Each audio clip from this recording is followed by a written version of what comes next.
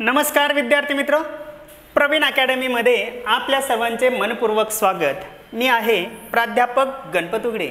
विद्यार्थी मित्र, स्पर्धा परीक्षेच्या संदर्भात तुम्हाला कोणतीही माहिती हवी असल्यास अथवा कोणत्याही प्रकारच्या शंका असल्यास, प्रश्न असल्यास तुम्ही आम्हाला या क्रमांकावरती संपर्क साधू शकता। विद्यार्थी मित्र, आपल्या या स्पर्धा परीक्षा मार्गदर्शन केंद्रामध्ये MPSC, UPSC, ग्रुप सी असेल, ग्रुप बी असेल, बँकिंग असेल, शिपाई पदापासून जिल्हा अधिकारी पदापर्यंत सर्वच स्पर्धा परीक्षांचं ऑफलाईन ऑनलाईन मार्गदर्शन केले जाते।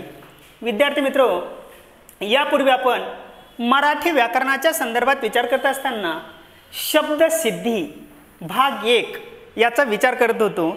मग शब्दसिद्धीचा विचार करत असताना आपण पाहिलं होतं, काय पाहिलं होतं त्याच्यामध्ये, की मराठी भाषेमध्ये शब्द कसा बनतो किंवा कसा सिद्ध होतो यालाच काय म्हणायचं, शब्दसिद्धी असे म्हणतात। आणि मग मी तुम्हाला सांगितलं की मराठी भाषेचा उगम हा संस्कृत, प्राकृत, अपभ्रंश, महाराष्ट्री आणि त्यानंतर मराठी।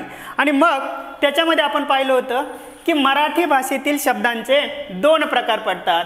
मग त्यामध्ये एक आहे सिद्ध शब्द आणि दुसरा आहे साधित शब्द। आता सिद्ध शब्दांचा विचार करत असताना यापूर्वी आपण सिद्ध शब्दाचे म्हणजे धातूपासून जे शब्द तयार झालेले आहेत त्या शब्दांना सिद्ध शब्द म्हणतात। जसं दे, घे, पी, खा, जा, पहा, धरा, करा, मारा, पळा, बसा, उठा, हे कोणते शब्द झाले, सिद्ध शब्द झाले।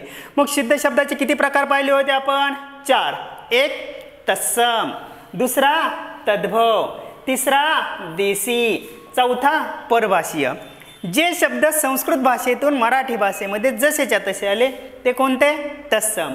त्यांच्या संस्कृतमधून मराठीमध्ये येताना मूळ रूपात बदल झाला, तद्भव। मुळातच मराठी भाषेमध्ये अस्तित्वात आले, देशी। आणि दुसऱ्या भाषेतून आले, परभाषीय। मग परभाषेमध्ये आपण अभ्यासलेलं होतं स्वदेशी आणि विदेशी। मग स्वदेशीमध्ये आपण पाहिलं भारतीय परप्रांतीय भाषा। मग त्याच्यामध्ये कानडी, त्यानंतर तेलुगू, तमिळ, गुजराती, हिंदी। मग इथं मी तुम्हाला सांगितलं होतं की परीक्षेला एखादा शब्द दिला जाईल, अण्णा, अक्का, आप्पा, ताई, आत्या, आव्वा। मग तुम्हाला म्हणायचं आहे हे 4 पर्याय दिले जातील आणि तुम्हाला ओळखायचं आहे की कानडी, तेलुगू, तमिळ आणि गुजराती। मग तुमचं उत्तर काय असेल, कानडी शब्द असेल। मी जर म्हटलं घी दादर, तुमचं उत्तर काय आहे, गुजराती शब्द। तपास, दिल, बच्चा, बेटा, हिंदी शब्द, बरोबर आहे की नाही। त्यानंतर आपण अभ्यासलेलं होतं पोर्तुगीज शब्द, फारसी शब्द, अरबी शब्द, त्याचबरोबर इंग्रजी शब्द, फ्रेंच शब्द, तुर्की, जपानी आणि उर्दू। इथपर्यंतचा भाग शब्दसिद्धी भाग 1 मध्ये आपण अभ्यासलेला होता। आजच्या या शब्दसिद्धीच्या दुसऱ्या भागामध्ये आपण दुसऱ्या भागाचा विचार करतोय, तो आहे साधित शब्द। काय शब्द आहे, साधित शब्द। आता साधित म्हणजे कसे, तर जोडलेले किंवा सांधलेले। काय, जोडलेले किंवा सांधलेले। आता जोडलेले किंवा सांधलेले याचा अर्थ तसे का, तरी कसं, तर मी म्हटलं हजर शब्द आहे, पहा बरं का, हजर। काय, विद्यार्थी वर्गामध्ये हजर आहेत, हजर बरं का। मूळ शब्द काय आहे, हजर। आणि त्याला जर सुरुवातीला गैर शब्द लावला लगेच त्याचा अर्थ बदलतो की वर्गात विद्यार्थी कसे आहेत, गैरहजर आहेत, बरोबर आहे की नाही। म्हणजे या ठिकाणी तुमच्या लक्षात येतंय मूळ शब्द काय आहे, हजर। त्याच्या सुरुवातीला प्रत्यय कोणता लागला, गैर प्रत्यय लागला, बरोबर आहे की नाही। समाजामध्ये बेईमान माणसांना किंमत नसते। कोणाला किंमत नसते, बेईमान। मूळ शब्द काय हो, इमान, इमान। परंतु त्याला सुरुवातीला प्रत्यय कोणता लागला, बे प्रत्यय लागला, बे प्रत्यय लागला। कोणता प्रत्यय लागला, इमानला सुरुवातीला बे प्रत्यय लागला। म्हणजे मराठी भाषेमध्ये असे काही शब्द आहेत की मूळ शब्दाचे एकतर सुरुवातीस प्रत्यय लागतो। कसा लागतो, सुरुवातीस प्रत्यय लागतो। तर कधी कधी मूळ शब्दाच्या शेवटी प्रत्यय लागतो। कसा प्रत्यय लागतो, शेवटी। कसं ते पाहून घ्या। अरे तो माणूस जादू आहे, तो माणूस कोण आहे, जादू आहे, असं म्हणतो का आपण, तो माणूस जादू आहे। माणूस कुठं जादू असतो का, तो माणूस कोण आहे, जादूगार आहे। कोण आहे, जादूगार आहे। अरे बाळ त्या कागदाला हात लावू नको, कागद तेल आहे, कागद तेल आहे। कागद तेल असतो का, नाही। कागद कसा आहे, तेलकट आहे। कसा आहे, तेलकट, बरोबर आहे की नाही। तर आपण जर म्हटलं की गोडवा, आता मूळ शब्द काय आहे, गोड। त्याला प्रत्यय शेवटी कोणता लागला, वा। कोणता लागलाय, वा। म्हणजेच मित्र तुमच्या लक्षात येत असेल मराठी भाषेमध्ये असे काही शब्द आहेत की मूळ शब्दाच्या शेवटी प्रत्यय लागतो। कोणता प्रत्यय आहे, गार, कट, वा, नवलाई, महागाई, भ्रष्टाचार, आचार, पाटीलकी, आपुलकी म्हणजेच साधित याचा अर्थ जोडलेले किंवा सांधलेले। मराठी भाषेमध्ये असे काही शब्द आहेत की एक तर मूळ शब्दाच्या सुरुवातीस प्रत्यय असतो अथवा मूळ शब्दाच्या शेवटी प्रत्यय असतो, त्या शब्दांना साधित शब्द असे म्हणतात। आपल्या दुसऱ्या भाषेमध्ये सिद्ध शब्दापासून तयार झालेल्या शब्दांना साधित शब्द असे म्हणतात। काय सांगितलं? सिद्ध शब्दापासून तयार झालेल्या शब्दांना साधित शब्द असे म्हणतात। आता याचा जर विचार वगैरे केला, इथं धातू कोणता आहे? कर धातू आहे। कोणता धातू आहे? कर धातू आहे। आणि कर या धातूपासून करू, पहा शब्द कोणते झाले? करू, करून, करणार। पहा, मी अभ्यास करू, मी क्रिकेट खेळू, अभ्यास करू, माझा अभ्यास करून झाला, मी अभ्यास करणार आहे। म्हणजे मूळ सिद्ध शब्द आहे कर, परंतु कर या धातूपासून शब्द तयार झाले करू, करून, करणारा, होकार, प्रतिकार यासारखे शब्द या ठिकाणी बनलेले आहेत। मी जर म्हटलं ए पाणी पी, पी म्हणजे काय हो? पिणारा, घे म्हणजे घेणारा, दे म्हणजे देणारा, पळ म्हणजे पळणारा, खा म्हणजे खाणारा, जा म्हणजे जाणारा। हे कोणते शब्द झाले? साधित शब्द झाले। लिही, लिहिणारा, वाच, वाचणारा। आणि म्हणून अशा पद्धतीने साधित याचा अर्थ जोडलेले किंवा सांधलेले, मूळ शब्दाचे एकतर सुरुवातीस प्रत्यय असतो अथवा शेवटी प्रत्यय असतो, त्या शब्दांना साधित शब्द असे म्हणतात। आता मित्रहो, या साधित शब्दाचे 4 प्रकार पडतात। किती प्रकार पडतात? 4। एक उपसर्ग घटित शब्द, दुसरा प्रत्यय घटित शब्द, तिसरा अभ्यस्त शब्द आणि चौथा आहे सामासिक शब्द। काय शब्द आहे? सामासिक शब्द। आता परीक्षेला याच्यावरती प्रश्न कसे विचारले जातील पहा। परीक्षेला प्रश्न विचारले जातील, मुलीच्या लग्नासाठी बाप घरघर फिरला। काय सांगितलं? मुलीच्या लग्नासाठी बाप घरघर फिरला। मुलीच्या लग्नासाठी बाप घरघर फिरला। आणि घरघर या शब्दाखाली अधोरेखित केलं जाईल आणि तुम्हाला विचारलं जाईल घरघर हा शब्द उपसर्ग घटित आहे, प्रत्यय घटित आहे, अभ्यस्त आहे की सामासिक आहे? काय असू शकेल सांगा बरं? तुमच्या अंदाजे काय असू शकेल हा शब्द? उपसर्ग घटित आहे। आता तुम्हाला काय वाटतं कोणता असेल? याच्यापैकी शब्द कोणता असेल हा? घरघर, मुलीच्या लग्नासाठी बाप घरघर फिरला। याचं जर मित्र तुम्हाला योग्य उत्तर द्यायचं असेल तर तुम्हाला माहित पाहिजे उपसर्ग घटित शब्द म्हणजे काय, प्रत्यय घटित शब्द कशाला म्हणायचं, अभ्यस्त शब्द कशाला म्हणायचं, सामासिक शब्द कशाला म्हणायचं। घरघर हा शब्द अभ्यस्त आहे। कोणता शब्द आहे? अभ्यस्तच। आता अभ्यस्तच का, याची उत्तरं तर आपल्याला पाहावीच लागतील। मग चला तर आता आपण समजून घेऊया साधित शब्दाचे प्रकार। अतिशय सोपं, साधं, सुटसुटीत आहे। आता उपसर्ग घटित शब्द म्हणजे काय? मूळ शब्दाच्या किंवा धातूच्या पूर्वी एक किंवा अधिक अक्षरे लावून काही साधित शब्द बनतात, त्या अक्षरांना काय म्हणायचं? उपसर्ग बरं का। त्याला काय म्हणायचं? उपसर्ग। म्हणजे मूळ जो शब्द आहे ना, त्या मूळ शब्दाच्या अगोदर काही उपसर्ग प्रत्यय लागतात, त्यांना काय म्हणायचं? उपसर्ग असे म्हणतात। उपसर्ग स्वतंत्र येत नाही, स्वतंत्र येत नाही। आता मी म्हटलं बेकायदा, कायदा बरोबर आहे, परंतु बे शब्द येईल का फक्त एकटा? नाही येणार, बे शब्द येणार नाही। म्हणजे त्याला स्वतःचा अर्थ आहे का? नाही, ते स्वतंत्र येत नाही। ही अक्षरे अव्यय रूप असतात, ते केव्हा त्या धातूच्या किंवा मूळ शब्दाचा अर्थ बदलतात। मूळ शब्दाचा अर्थ काय? हे बघ, कायदा, कायदा म्हणजे कायद्यानुसार, भारतीय संविधान जे आहे त्याच्यानुसार। आणि बेकायदा म्हणजे संविधानाला न धरता, म्हणजे संविधानात डावलून। आलं लक्षात? मी जर म्हटलं की वर्गात विद्यार्थी हजर असतात, हजर म्हणजे प्रत्यक्षात कामकाजामध्ये सामील झालेले, आणि गैरहजर म्हणजे हजर नसलेले, असा त्याचा अर्थ होतो। म्हणून ते शब्दाला जोडून येतात। शब्दाच्या पूर्वी उपसर्ग लावून जे शब्द तयार होतात त्यांना उपसर्ग घटित शब्द असे म्हणतात। एकाच धातूच्या किंवा शब्दाच्या पूर्वी लागलेले उपसर्ग मूळ धातू किंवा शब्दाचा अर्थ बदलतात। अतिशय सोपं साधं पहा।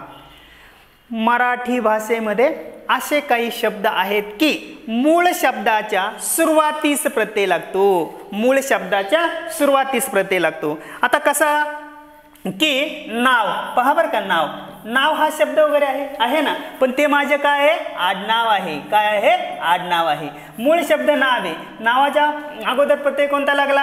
आड प्रत्यय लागला, बरोबर आहे की नाही?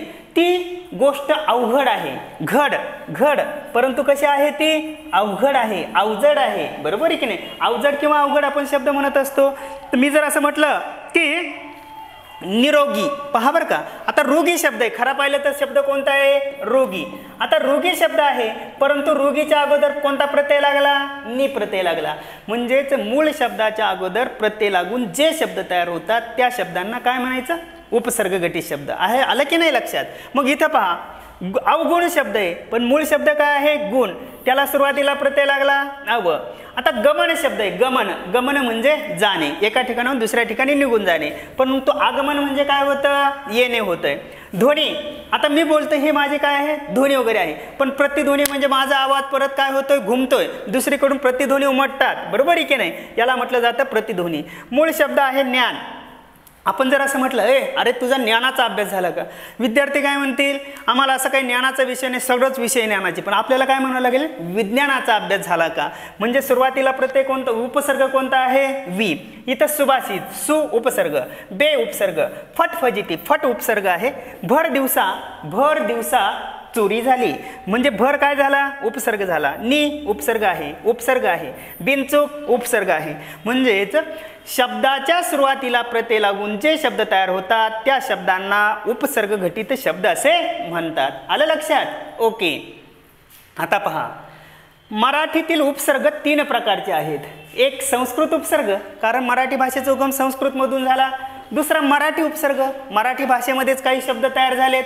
त्यानंतर फारसी आणि अरबी उपसर्ग, कारण मराठी भाषेवर त्या ठिकाणी फ्रेंच होते, पोर्तुगीज होते, डच होते, त्याचबरोबर मोगलांची सत्ता वगैरे होती, आणि म्हणून फारसी व अरबी यांचा उपसर्ग असलेले शब्द.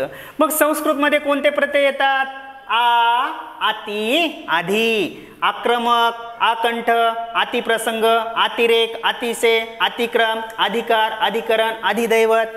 त्यानंतर इथं मराठी उपसर्ग काय आहे, अन, आड, अद, अव, नि, पड, त्याच्यानंतर फड, भर हे उपसर्ग. जसे आजान, आडाणी, आडनाव, आदरस्ता, आतपाव, अवघड, अवकळा, निकम, निरोगी, फटकळ, फटफजिती, भरजरी, भरधाव. इथं कसं आहे, फारसी आणि अरबीमध्ये ऐन हंगाम, ऐन वेळ, कमजोर, कमकुवत, गैरवर्तन, गैरसमज, दरसाल, दरसेकडा, नालायक, नामंजूर. आता तुम्ही काय करायचं आहे मित्र, ज्यावेळेस तुम्ही व्हिडिओ पाहता ऐकता त्यावेळेस तुम्हाला व्हिडिओ स्टॉप करायचा आहे आणि या ठिकाणी संस्कृत उपसर्ग कोणते, मराठी उपसर्ग कोणते, फारसी व अरबी उपसर्ग कोणते हे शब्द तुम्हाला काय करायचे, लक्षात ठेवायचे आहेत. परीक्षेला काय विचारलं जाईल याच्यावर, परीक्षेला विचारलं जाईल की इथं गैरवर्तन, गैरसमज शब्द दिला आणि हे कोणते उपसर्ग आहे, संस्कृत आहे, मराठी उपसर्ग आहे, फारसी व अरबी आहे की यापैकी नाही. तर तुमचं उत्तर पाहिजे की या ठिकाणी हे कोणते उपसर्ग आहे, फारसी व अरबी उपसर्ग आहेत. त्यानंतर आपण पुढे पाहतोय, आपण पाहिलं बरं का उपसर्ग घटित शब्द. आता आपल्याला पुढे जायचं आहे दुसऱ्या प्रकाराकडं, त्याचं नाव काय आहे, प्रत्यय घटित शब्द. आता प्रत्यय घटित, प्रत्यय घटित याचा अर्थ असा की मराठी भाषेमध्ये असे काही शब्द आहेत की मूळ शब्दाच्या शेवटी प्रत्यय लागून ते तयार झालेले आहेत. मूळ शब्दाच्या शेवटी प्रत्यय लागून, उदाहरणार्थ मूळ शब्द आहे नवल, काय शब्द आहे नवल, आणि त्याला शेवटी प्रत्यय लागला आई, काय शब्द तयार झाला, नवलाई, काय शब्द तयार झाला, नवलाई. इथं शब्द आहे गार, मूळ शब्द काय आहे गार, त्याला प्रत्यय लागला वा, काय शब्द तयार झाला, गारवा. मग मित्रहो तुम्हाला लक्षात ठेवायचं आहे मराठी भाषेमध्ये असे काही शब्द आहेत की मूळ शब्दाच्या शेवटी प्रत्यय लागून ते तयार झालेले आहेत. त्या शब्दांना काय म्हणायचं आहे, प्रत्यय घटित शब्द असे म्हणतात. मूळ शब्दाच्या किंवा धातूच्या पुढे, ही बाजू पुढची आहे, ती बाजू कोणती आहे, पाठीमागची आहे, जे शब्द तयार होतात त्या शब्दांना प्रत्यय घटित शब्द असे म्हणतात. यामध्ये देखील संस्कृत प्रत्यय, मराठी प्रत्यय. पहा चोर, या शेवटी प्रत्यय लागला, बघा इथं प्रत्यय लागला चोर. त्यानंतर इथे पहा तुमच्या लक्षात येईल देव, अप्रत्यय आहे. त्यानंतर पुढे भाव, अप्रत्यय आहे. लेखन, लेखक पाहिजे. रक्षक, अक प्रत्यय लागला. प्रार्थना, वेदना, रसिक, वाचिक, त्याच्याबरोबर कायिक, मासिक, इक लागला. त्याच्यानंतर मराठी प्रत्यय झोपाळू, हे बघा आळू प्रत्यय, लाजाळू, कष्टाळू आहे की नाही. पडीक, खर्चिक, चिडखोर, भांडखोर, चहाडखोर, वाढपी, कांडपी, दळपी, आवळत, धुनावळ, जेवणावळ, खानावळ, बरोबर आहे की नाही? हे जे काही शब्द आहेत या शब्दांना काय म्हटलं जातं? मराठी प्रत्यय असे म्हणतात. आता परीक्षेला कॉम्प्लिकेटेड काही वेळेस प्रश्न विचारले जातात तद्धित आणि किंवा नामसाधित शब्द, तद्धित किंवा नामसाधित. आता धातुखेरीज इतर शब्दांना म्हणजेच नामे, सर्वनामे, विशेषणे आणि अव्यय यांना प्रत्यय लागून जे नवीन शब्द तयार होतात त्या शब्दांना काय म्हणायचे? तद्धिते म्हणतात. परत एकदा पहा मी काय सांगितलं. धातूशिवाय इतर शब्दांना म्हणजे नामाला, सर्वनामाला, त्याचबरोबर विशेषणाला, मग शब्दयोगी अव्यय असेल, उभयान्य व्यव्यय असेल, यांना प्रत्यय लागून जे शब्द तयार होतात त्या शब्दांना तद्धिते किंवा नामसाधित शब्द असे म्हणतात. म्हणजे तर धातूशिवाय इतर शब्दांना प्रत्यय लागून जे नवीन शब्द तयार होतात त्या शब्दांना शब्द साधिते किंवा तद्धिते म्हणतात. आता याचे 3 प्रकार आहे. एक संस्कृत प्रत्यय, मराठी प्रत्यय आणि दुसरं काय आहे? फारसी प्रत्यय. आता याचा जर विचार केला तर संस्कृत प्रत्यय कोणते पहा. मराठी तद्धित शब्द इथं पहा, यादव, कौरव, पार्थ आणि मानव. काय आलं इथं? इथं अ आलाय. काय आलेलं आहे? इथं अ आलेला आहे, अ. त्याच्यानंतर इथं पहा, कायिक, वाचिक, मानसिक, मासिक, शाब्दिक. इथं इथं आनंदित, उत्कंठित, दुःखित, निमंत्रित, नियमित हे कोणते शब्द झाले? संस्कृत प्रत्ययाचे झाले. आता मराठी प्रत्ययामध्ये ठेवा, ठ्याचा, व्याडा, गारठा, चिकटा, बाण, भरडा याला म्हणायचं नामसाधित शब्द. आई, लढाई, दांडगाई, नवलाई, सपाई, शिष्टाई, वाढपी, वजनी, मापी, माधुरी, शांती असे कितीतरी शब्द आपल्याला या ठिकाणी सांगता येतील. त्यानंतर फारसी जे काही प्रत्यय आहे फारसीमध्ये वान, धनवान, बागवान, शिलवान, बरोबर आहे की नाही? दारमध्ये फौजदार, दुकानदार, जमीनदार, घाटदार, पोतदार. खानामध्ये कारखाना, दवाखाना, तोपखाना, दारूखाना असे कितीतरी शब्द आहेत.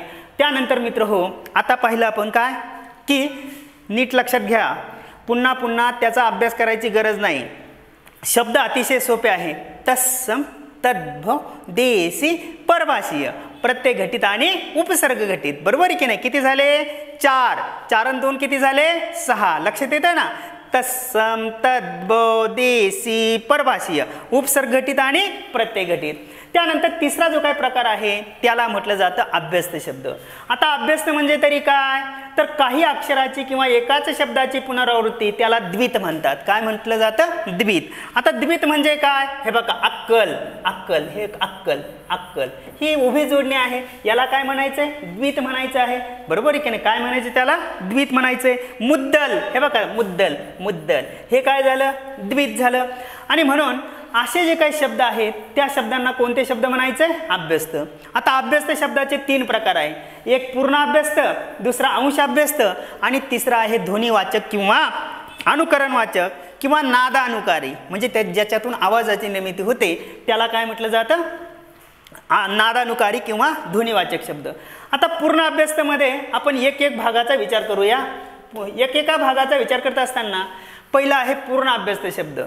आता पूर्ण अभ्यस्त म्हणजे तरी काय? तर मराठी भाषेमध्ये असे काही शब्द आहेत की पहिल्या शब्दाची जशीच्या तशी काय होत असते? पुनरावृत्ती होत असते. अरे चला ना, लग्नाला उशीर होतोय, पटापटा चला. पटा चला म्हणतोय का आपण? काय म्हणतो? पटापटा चला, बरोबर आहे की नाही? आपण म्हणतो हे चला चला चला, चला म्हणून थांबायचं ना? नाही, आपण म्हणतो चला चला चला. लहान मुलाला आई कशी म्हणते? खा म्हणायचं ना? खा खा खा खा खा खा खा. जा जा जा जा जा जा जा, पळ पळ पळ पळ, चल चल चल चल. हे शब्द आपण काय करत असतो? मधून मधून पहा, मधून मधून लक्ष द्या, मधून मधून लक्ष द्या, इकडे इकडे इकडे, सरक सरक सरक सरक असं म्हणत असतो. म्हणजे हे जे काही शब्द आहेत या शब्दांना काय म्हणायचं? पूर्णाभ्यस्त शब्द. म्हणजेच मराठी भाषेमध्ये असे काही शब्द आहेत की पहिल्या शब्दाची जशीच्या तशी पुनरावृत्ती होते. जशीच्या तशी, बरं का? आपण म्हणतो जे जे चकाकते ते ते सर्व सोने नसते. जे जे, आणि इथं काय पाहिजे? ते ते. जे जे चकाकते ते ते सर्व सोने नसते. मधून मधून लक्ष द्या, मधून मधून लक्ष द्या, इकडे इकडे इकडे, तिकडे तिकडे तिकडे, जा जा जा जा, पळ पळ पळ पळ पळ, चल चल चल चल चल. म्हणजे असे काही जे काही शब्द आहेत, चल चल चल, खा खा खा, जा जा जा, धरा धरा धरा, पळा पळा पळा, मारा मारा मारा, ये ये ये, पी पी पी, या शब्दांना काय म्हणायचे? पूर्णाभ्यस्त शब्द असे म्हणतात. त्यानंतर काय आहे? अंशाभ्यस्त शब्द. अंशाभ्यस्त म्हणजे तरी काय? तर मराठी भाषेमध्ये असे काही शब्द आहेत की पहिल्या शब्दाची जशीच्या तशी पुनरावृत्ती न होता दुसऱ्या शब्दातील पहिलं अक्षर काय होतं बदलतं. दुसऱ्या शब्दाला शब्दशः अर्थ नसतो. कसं? अरे परीक्षेला चाललाय काय पेन बिन घेतला की नाही? आता या बिनला काही अर्थ आहे का? नाही. पण पेच्या जागी काय आलाय? बी आलाय. आज हरितालिका आहे किंवा आज चतुर्थी आहे, काही गोडधोड केलं की नाही? गोडधोड. पहा, गोड आणि धोड, गोच्या जागी काय आलंय? धो आला. या धोला काही अर्थ आहे का? नाही. पोलिसांनी त्याला आडवा तिडवा करून मारला.